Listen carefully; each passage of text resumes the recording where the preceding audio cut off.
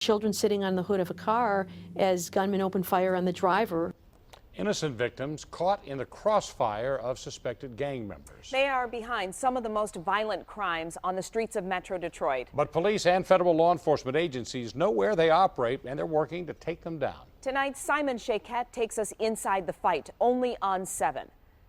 Narcotics trafficking, home invasions, carjacking, armed robberies, and murders. In the heart of the Motor City, they are committing the kinds of crimes that strike fear into the community. Most of us have been just outraged by how many young people have been caught in the crossfire of gang violence. So many kids, young people, babies. U.S. Attorney Barbara McQuaid knows what it takes to stop violent gangs, recently charging 2 members of the 6 Mile Cheddar Grove gang in a shooting that killed a 13-year-old girl near a market on Hayes in the middle of the afternoon. We saw children sitting on the hood of a car as gunmen opened fire on the driver. 26-year-old Edwin Mills and 22-year-old Carlo Wilson, both of Detroit, now in custody for the December 1st shooting that also killed a 21-year-old driver.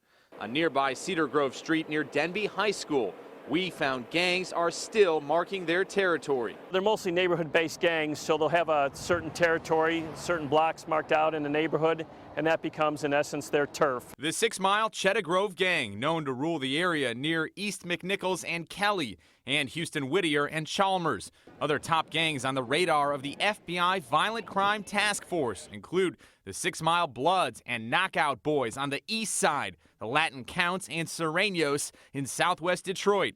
But gangs like Rollin' 60s Crips aren't afraid to recruit north of 8 Mile in places like West Bloomfield or even over the border in Windsor. The 7 Mile Bloods previously finding young soldiers of their own in bordering East Point. Their territory is very sacred to them, and the only people really allowed in that territory are their gang members. Recently retired FBI supervisor Andy Bartnowak knows the streets better than anyone. He's seen how gang members can also threaten anyone unknowingly passing through gang territory, simply to stop for gas, making this more of a regional problem. Cocaine, marijuana, heroin, pills, it's the lure of the easy money. I talk with gang members who tell me things like, I don't expect to live past the age of 25, so I'm going to get what I can when I can. In the case of most modern Detroit street gangs, it seems pride becomes a powerful motivator for violence. It could be as simple as an insult between one gang or another through social media or through an exchange of words, and then it results in usually some kind of violent act. But now the internet also serves as a tool for police and federal agents. Social media and cell phone data have become a prosecutor's best friend. Frequently, gang members will pose with